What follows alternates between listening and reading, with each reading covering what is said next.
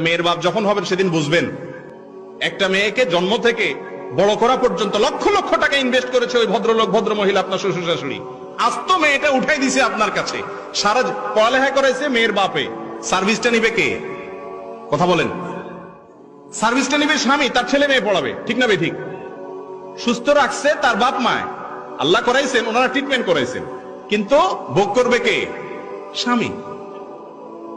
এই মেয়েকে বড় করতে যা লাগছে, উচিত হলো সব টাকা ক্যাশ ক্যাপিটাল হিসাব করে শ্বশুর মেয়েকে বলা যে শ্বশুর মশাই কত লাগছে এই মেয়েকে এই পর্যন্ত আনতে, হিসাব করে ফিগারটা বলেন, সব দিয়া তারপরে সসম্মানে আনা দরকার ছিল।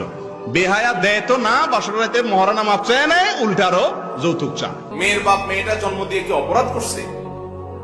আপনার বাড়িতে খাট পালন দিতে হবে, আপনার টাকা হাওলাতের নাম দিয়ে যৌতুক দিতে হবে, আপনাকে মোটরসাইকেল কিনে দিতে হবে, আপনার মার গায়ে বাতাস দিতে হবে, আপনার শীতের